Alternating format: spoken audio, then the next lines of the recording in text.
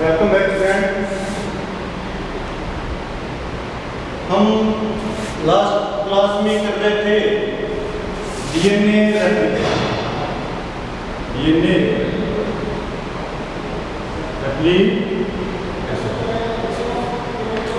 Replication क्या होता है?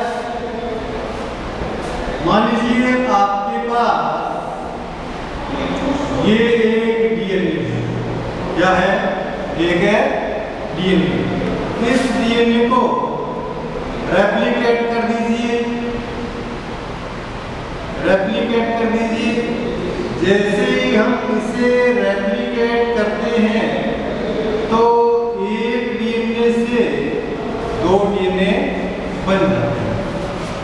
वो बनने वाले ये दोनों डीएनए क्या कहलाते हैं? डॉटर डीएनए कहलाते हैं। क्या डीएनए कहलाते हैं? Daughter DNA. और जिस डीएनए से दो डीएनए बने हैं इस डीएनए को पेरेंटल डीएनए कहते हैं। ठीक है। अब ये दोनों डीएनए की विशेषता क्या है? अब देखिए ये दोनों डीएनए एक दूसरे की कॉपी होते हैं नहीं होते? दोनों डीएनए एक दूसरे की कॉपी होती है, यानी कि कॉपी होते हैं। तो ये क्या होगा? डॉटर डीएनए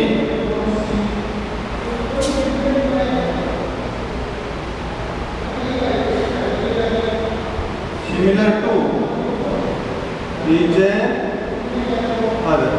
एक दूसरे के क्या होते हैं? बिल्कुल समान होते हैं। लेकिन एक दूसरे के समान तो होते ही होते हैं, इसके अलावा ये पेरेंटल डीएनए के समान भी होते हैं। Also each similar to parental DNA. Parental DNA यानी कि ये पेरेंटल डीएनए के क्या होते हैं? समान होते हैं। यानी कि एक डीएनए से जब दो डीएनए बनते हैं तो बनने वाले दोनों डीएनए क्या होते हैं? एक दूसरे की टू कॉपी होते हैं। अब आप बताइए कि इस प्रकार से डीएनए बनते हैं और एक डीएनए से दो बनते हैं और दोनों डीएनए अपने पेरेंटल डीएनए के बिल्कुल हूबहू कॉपी होते हैं। तो आपके एक बात दिमाग में आती है कि जो ये रेप्लिकेशन है ये सिमिलर टू माइटोसिस, यानी कि रेप्लिकेशन है जो किसके समान है? ये समसूत्री विभाजन के समान ही प्रतीत होता है। तो समसूत्री विभाजन माइटोसिस डिवीजन में क्या होता है? अब देखिए कि माइटोसिस डिवीजन के अंदर यानी कि एक कोशिका से कितनी कोशिका बनती है? दो से 4, 4 से 8, 8 से 16, 32 इस प्रकार की कोशिकाएं बनती जाती हैं। क्या इसी प्रकार से डीएनए की संख्या रेप्लिकेशन में बनती है क्या? हाँ, क्योंकि ये सिमिलर टू माइटोसिस है। सिमिलर टू माइटोसिस है तो डीएनए रेप्लिकेशन में भी इसी प्रकार से डीएनए की संख्या बढ़ती जाती है।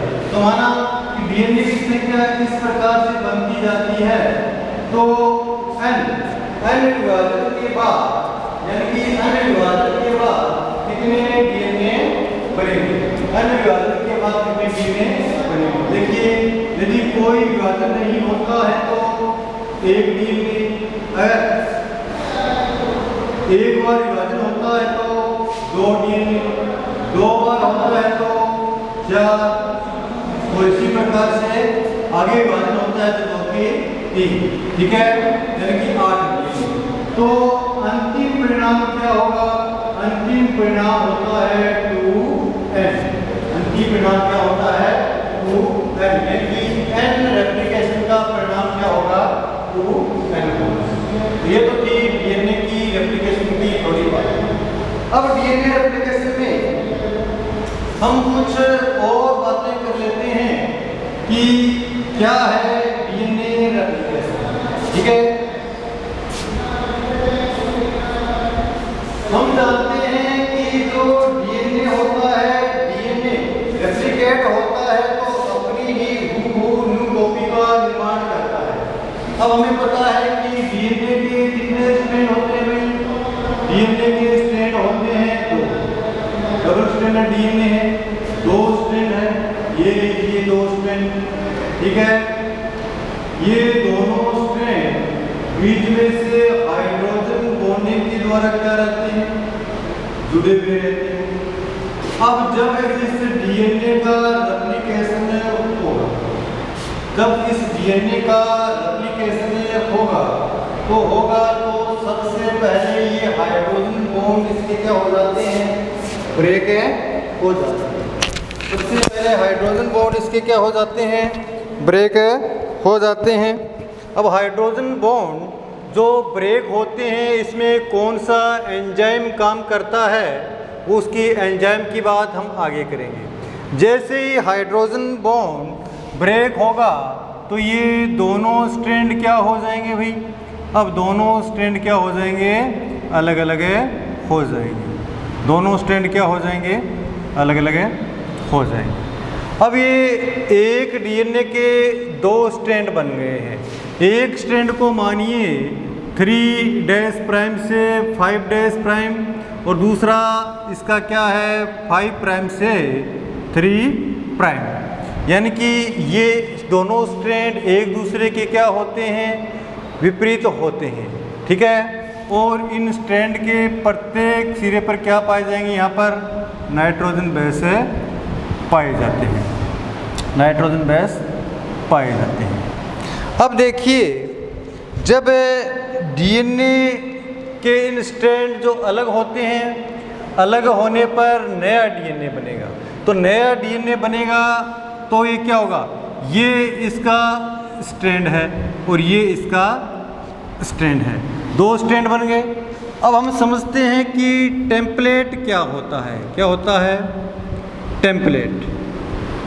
सबसे पहले समझते हैं कि टेम्पलेट क्या होता है। टेम्पलेट डीएनए का वह स्ट्रैंड जिसके ऊपर न्यूली डीएनए स्ट्रैंड सिंथेसिस होता है। न्यूली डीएनए स्ट्रैंड सिंथेसिस होता है, यानी कि डीएनए का वह स्ट्रैंड जिस पर नया डीएनए क्या होता है? सिंथेसिस होता है, उसे क्या कहते हैं? टेम्पलेट कहते हैं। ठीक है, अब इसके ऊपर अगर डीएनए का दूसरा स्ट्रैंड सिंथेसिस होगा तो ये टेम्पलेट का कार्य करेगा या नहीं करेगा? और इसके ऊपर भी डीएनए का सेकंड स्ट्रैंड सिंथेसिस होगा तो ये टेम्पलेट भी क्या, ये स्ट्रैंड भी क्या टेम्पलेट का कार्य करेगा क्या? अब देखिए, हम जानते हैं कि दोनों स्ट्रैंड नेवली रूप से डीएनए का सिंथेसिस करते हैं, अर्थात डीएनए में both strand are template, both strand are template, यानी कि दोनों स्ट्रैंड जो होते हैं वो टेम्पलेट की तरह कार्य करते हैं। लेकिन यदि हम ट्रांसक्रिप्शन में अगर हम बात करते हैं तो डीएनए के दोनों स्ट्रैंड में से केवल एक स्ट्रैंड ही टेम्पलेट का कार्य करता है। केवल एक स्ट्रैंड ही टेम्पलेट का कार्य करता है। इसलिए ये बात है ट्रांसक्रिप्शन की। इसीलिए मैंने आपको बताया है कि टेम्पलेट क्या है। डीएनए में दोनों स्ट्रैंड टेम्पलेट की तरह कार्य करते हैं, लेकिन ट्रांसक्रिप्शन में डीएनए का केवल एक ही स्ट्रैंड जो होता है वो टेम्पलेट की तरह कार्य करता है। वो बात हम ट्रांसक्रिप्शन में करेंगे, कौन सा स्ट्रैंड होता है जो टेम्पलेट की तरह कार्य करता है। अभी तो हम बात करते हैं डीएनए की। अब देखो, डीएनए के ये दोनों स्ट्रैंड टेम्पलेट की तरह कार्य करते हैं और टेम्पलेट की तरह कार्य करेंगे तो देखो एक स्टैंड तो क्या हो गया, एक स्टैंड तो पुराने वाला होता है, एक स्टैंड तो पुराने वाला होता है, जबकि इसके ऊपर दूसरा स्टैंड नए रूप से क्या होता है, सिंथेसिस होता है।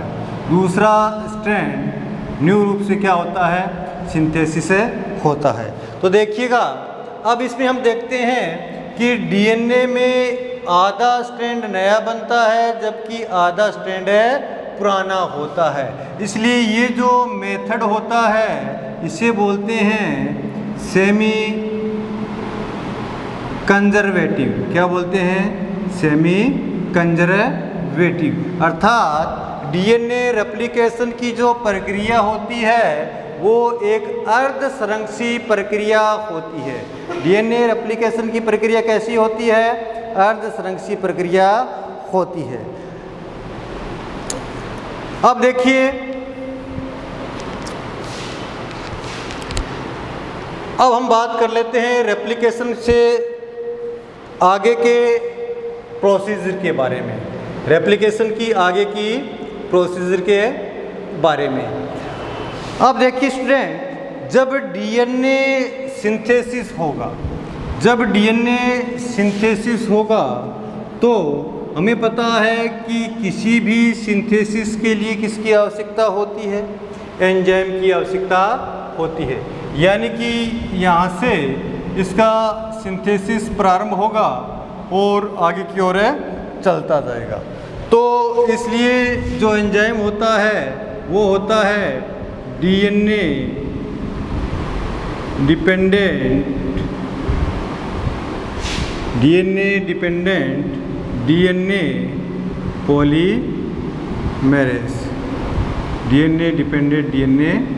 पॉलीमेरेज। क्योंकि ये सिंथेसिस किस पे कर रहा है, डीएनए का डीएनए पर कर रहा है, इसलिए ये डीएनए डिपेंडेंट डीएनए पॉलीमेरेज होता है। ठीक है, और ये डीएनए डिपेंडेंट डीएनए पॉलीमेरेज इसकी न्यूली चेन का निर्माण कर देता है। अब देखिए स्टूडेंट, ये DNA dependent DNA polymerase enzyme होते कितने प्रकार के हैं। DNA dependent DNA polymerase enzyme होते कितने प्रकार के हैं। यदि हम बात करते हैं प्रोकैरियोटिक में, इसमें बात करते हैं प्रोकैरियोटिक में, यदि बात करते हैं तो प्रोकैरियोटिक में ये 3 टाइप के होते हैं। कितने टाइप के होते हैं, 3 टाइप के। देखिए, DNA dependent first, DNA dependent second और डीएनए डिपेंडेंट थर्ड। ये प्रोकैरियोटिक में 3 टाइप के होते हैं। यदि इन्हीं की बात हम यूकैरियोटिक में करते हैं तो यूकैरियोटिक में ये होते हैं 5 टाइप के। कितने टाइप के होते हैं, 5 टाइप के। अब 5 टाइप के कौन कौन से होते हैं, 5 टाइप के डीएनए, यहाँ पर डीएनए डिपेंडेंट फर्स्ट सेकंड नहीं बोलेंगे, यहाँ पर बोलेंगे DNA dependent alpha, DNA dependent beta, DNA dependent gamma, DNA dependent delta, DNA dependent epsilon, DNA dependent epsilon. यानी कि यूकैरियोटिक में ये जो डीएनए डिपेंडेंट पॉलीमरेज होते हैं ये कितने प्रकार के होते हैं, 5 प्रकार के होते हैं। डीएनए डिपेंडेंट डीएनए पॉलीमरेज 5 प्रकार के होते हैं। ठीक है, अब ये तो बात थी डीएनए डिपेंडेंट डीएनए पॉलीमरेज की। अब स्टूडेंट आप बताइए कि जब कोई नई चेन बनेगी, नया स्ट्रैंड बनेगा, तो नया स्ट्रैंड जब बनता है, नए स्ट्रैंड के लिए कुछ न कुछ हमें सोर्स ऑफ सबस्ट्रेट चाहिए नहीं चाहिए, कुछ न कुछ हमें सबस्ट्रेट ऑफ सोर्स चाहिए नहीं चाहिए, या बगैर सोर्स ही ये बन जाता है। इसलिए हमें इसके निर्माण के लिए कुछ न कुछ सोर्स ऑफ सबस्ट्रेट की आवश्यकता होती है। सोर्स ऑफ सबस्ट्रेट क्या होते हैं ये देखिए। यानी कि हमें कुछ सोर्स की आवश्यकता होती है, सोर्स ऑफ ए सबस्ट्रेट। जब नई चेन बनती है तो उसमें कुछ सोर्स की आवश्यकता होती है, वो सोर्स क्या होते हैं? देखिए स्टूडेंट, जो डीएनए होता है, डीएनए भी क्या है? डीएनए जो होता है वो होता है एक न्यूक्लिक एसिड। क्या होता है? डीएनए जो होता है वो होता है एक न्यूक्लिक एसिड। अब न्यूक्लिक एसिड किसके बने होते हैं? न्यूक्लिक एसिड किसके बने होते हैं? न्यूक्लियोसाइड के बने होते हैं। न्यूक्लियोसाइड के बने, न्यूक्लियोटाइड के बने होते हैं। किसके बने होते हैं? न्यूक्लियोटाइड के बने होते हैं। यहाँ पर डीएनए फॉर्मेशन के लिए सोर्स ऑफ सबस्टेंट क्या होंगे?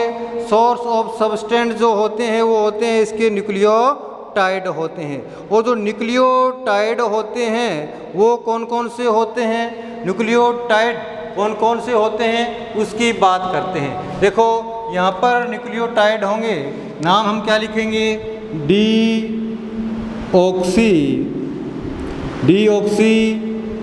Ribose nucleoside triphosphate.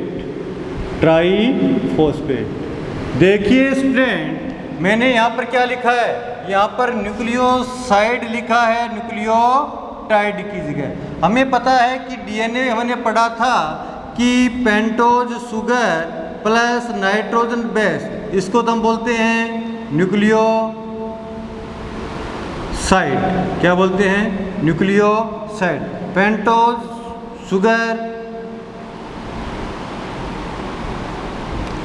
Sugar plus phosphorus, इसको हम क्या बोलते हैं? न्यूक्लियोटाइड। तो यानी कि फॉस्फेट जुड़ते ही क्या बन जाता है? न्यूक्लियोटाइड। लेकिन हमने यहाँ पर क्या लिखा है? यदि हम यहाँ पर लिखते न्यूक्लियोटाइड लिखते तो इसका अर्थ क्या होता कि इसी के अंदर फॉस्फेट क्या हो जाता? इंक्लूड हो जाता।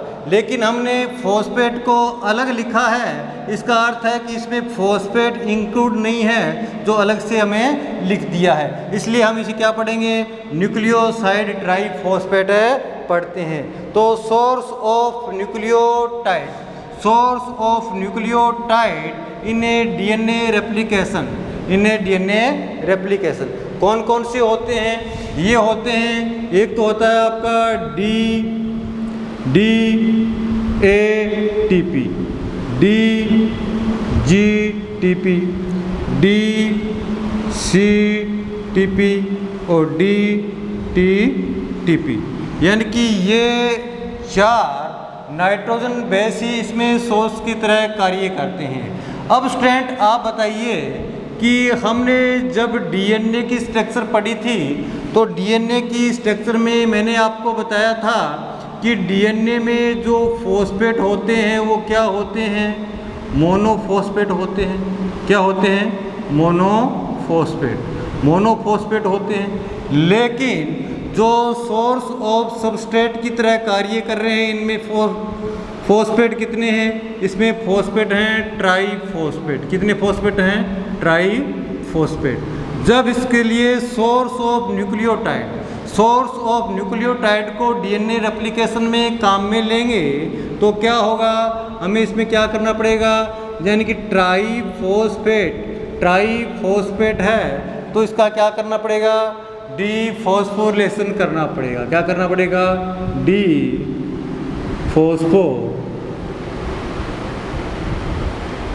डीफॉस्फोरिलेशन करना पड़ेगा।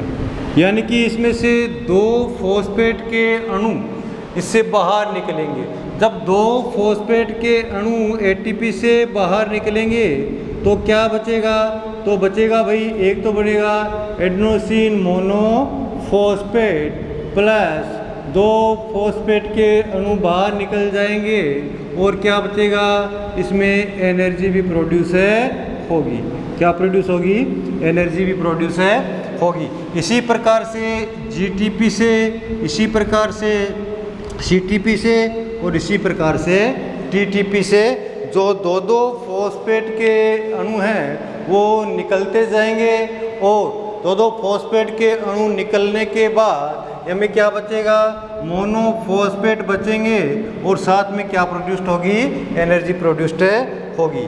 अब देखिए जो सोर्स ऑफ न्यूक्लियोटाइड हैं वो डीएनए रेप्लिकेशन में क्या क्या काम करते हैं, क्या क्या काम करते हैं। एक तो देखो, एक तो रॉ मटेरियल ऑफ सबस्टेंट्स के रूप में, सोर्स ऑफ सबस्टेंट के रूप में हमें क्या उपलब्ध कराता है, क्या उपलब्ध कराता है, ये उपलब्ध कराता है नाइट्रोजन बेस उपलब्ध कराता है। दूसरा और क्या करता है कि जो डीएनए रेप्लिकेशन होते हैं, डीएनए रेप्लिकेशन में क्या प्रोड्यूस करता है, एनर्जी का भी प्रोड्यूसन करता है। अर्थात इस सोर्स से जो नाइट्रोजन बेस तो मिलते ही मिलते हैं, न्यूक्लियोटाइड तो मिलते ही मिलते हैं, इसके अलावा और क्या मिलती है, एनर्जी भी मिलती है, यानी कि इसके अलावा हमें एनर्जी भी प्राप्त होती है।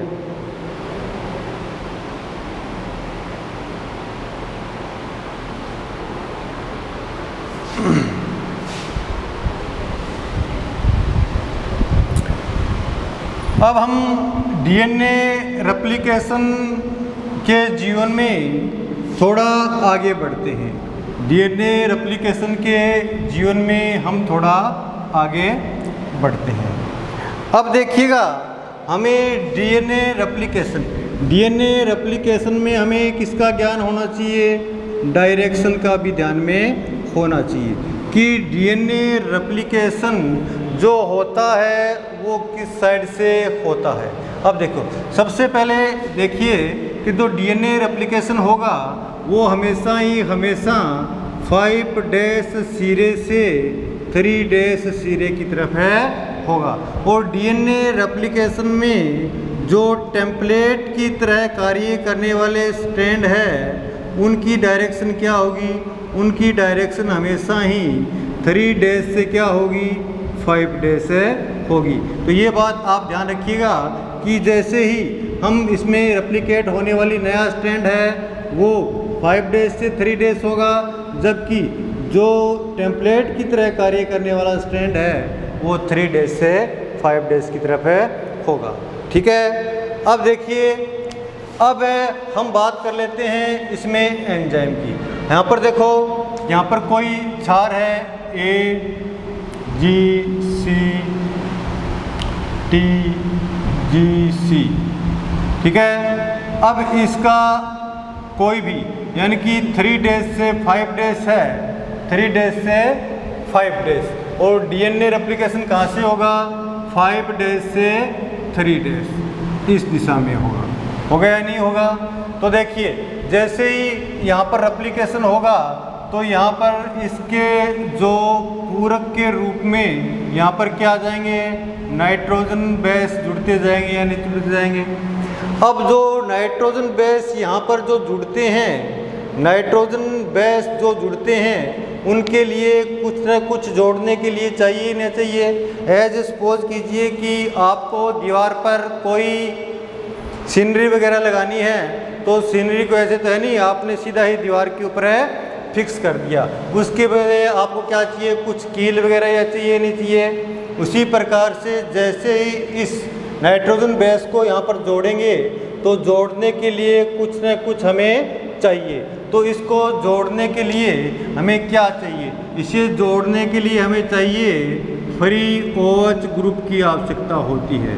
इसकी आवश्यकता होती है, फ्री OH ग्रुप की आवश्यकता होती है। अब फ्री OH ग्रुप हमें कहाँ से प्राप्त होगा। अभी जो फ्री OH ग्रुप होगा वो प्राप्त कहाँ से होता है, ये देखिए फ्री OH ग्रुप जो मिलेगा हमें, देखिए यहाँ पर एक एंजाइम होता है जिसे हम बोलेंगे RNA primer.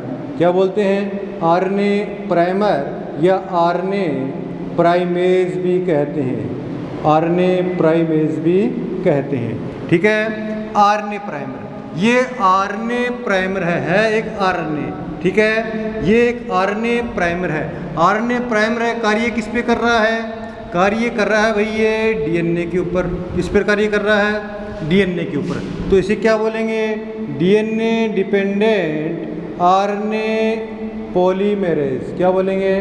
DNA dependent RNA polymerase. क्योंकि ये क्या कर रहा है कि डीएनए का पॉलीमराइजेशन करने का कार्य करेगा या नहीं करेगा, इसलिए इसे डीएनए डिपेंडेंट आरएनए पॉलीमरेज भी कहते हैं। अब DNA dependent RNA polymerase, RNA है, ये आरएनए का एक छोटा सा टुकड़ा है, इसके अंदर जो नाइट्रोजन बेस होते हैं वो 4 से लेकर 40 तक हो सकते हैं। 4 से लेकर 40 तक इसमें नाइट्रोजन बेस हो सकते हैं। अब स्टूडेंट आप मेरे को बताइए कि आरएनए है, आरएनए भी क्या है? एक न्यूक्लिक एसिड है या नहीं है? और जो न्यूक्लिक एसिड है उसका जो स्ट्रैंड होगा वो पोलैरिटी प्रदर्शित करेगा या नहीं करेगा? एक 5 प्राइम की तरफ और एक है 3 प्राइम की तरफ। जो 5 प्राइम की तरफ स्ट्रैंड होगा वहाँ पर क्या होगा? फास्फोरिक ग्रुप होगा या नहीं होगा? जबकि 3 प्राइम की तरफ जो होगा वहाँ पर क्या होगा? एक फ्री OH ग्रुप पाया जाता है। अब देखिए यहाँ पर कोई ये प्राइमर है, यहाँ पर आकर जुड़ गया है, प्राइमर आरएनए प्राइमर यहाँ पर आकर जुड़ गया है। ये इसका 5 डेज है और ये इसका 3 डेज है। ये इसका 5 डेज है और ये इसका क्या है? 3 डेज है। 3 डेज पर यहाँ पर क्या होगा? OH ग्रुप होगा। 3 डेज पर यहाँ पर क्या होगा? OH ग्रुप होगा। अब नाइट्रोजन बेस इस OH ग्रुप के साथ क्या कर लेगा? बॉन्डिंग कर लेगा। नाइट्रोजन बेस इस OH ग्रुप के साथ क्या कर लेगा? बॉन्डिंग कर लेगा। अब जैसे ही कोई नाइट्रोजन बेस जुड़ा है, हमें पता है कि इस नाइट्रोजन बेस का ये 3 एंड सिरा हो जाएगा, ये 5 एंड सिरा हो जाएगा। 5 एंड सिरा ये, 3 एंड सिरा ये। तो हमें भी पता है कि नाइट्रोजन बेस के 3 एंड सिरे पर भी क्या होते हैं? फ्री OH होते हैं। इसलिए दूसरा नाइट्रोजन बेस इससे, तीसरा इससे, इस प्रकार से नाइट्रोजन बेस क्या होंगे? जुड़ते जाएंगे और रेगुलर रूप से क्या हो जाएगा? चैन का निर्माण होता जाएगा। अब देखिए स्टूडेंट्स, ये तो हम बात कर रहे थे कि जो डीएनए का सिंथेसिस होता है वो 5 डेज से 3 डेज से होता है। अब देखिए कोई भी एंजाइम है, एंजाइम यहाँ से कार्य शुरू करता है। इसकी डायरेक्शन किधर है? इस तरफ है। ये एंजाइम क्या करेगा? इसको रीड करेगा और रीड करके इसके अकॉर्डिंग, इसके पूरक के रूप में यहाँ पर क्या जुड़ते जाएंगे? नाइट्रोजन बेस जुड़ते जाएंगे। और ये जो रीड करता है वो रीड कैसे करता है? रीड हमेशा करता है ये 3 डेज से 5 डेज की तरफ।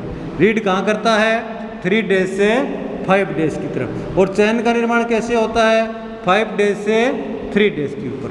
अब देखिए स्टूडेंट, इस स्टैंड के लिए तो ये बात ठीक है, क्योंकि ये स्टैंड 3 डेज से 5 डेज है, इसलिए ये रीडिंग क्या करेगा? इससे करेगा या नहीं करेगा? अब इस स्टैंड की बात कर लेते हैं। ये स्टैंड का यह सिरा कौन सा है? 5 डेज। और ये सिरा कौन सा है? 3 डेज। ठीक है, एक सिरा तो इसका 5 डेज और एक सिरा क्या है? 3 डेज। अब देखिए ये जो एंजाइम है, ये एंजाइम रीड कैसे करता है? 3 डेज से 5 डेज की तरफ करता है या नहीं करता है?